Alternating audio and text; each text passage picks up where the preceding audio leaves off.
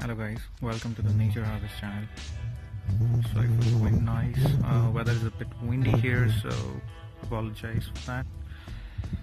So this is the second part of the series, Polyhouse construction. As you can see, all the required material is being procured now. Pipes, bolts, fans, drips, gutters, etc. all are here, as you can see here.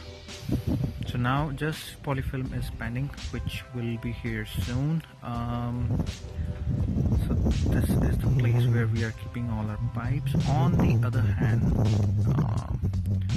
on the other side of this marking for the foundation has been done and the holes are being decked. Labor, let me show you that as well. As you can see, so labor is working, digging the holes, and the markings, as you can see, if you're seeing those white dots, the marking has been done.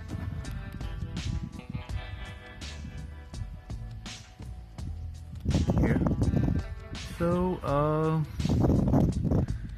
we'll keep you updated about the further progress of this construction. Stay tuned and please subscribe to this channel for the further updates. Thank you so much.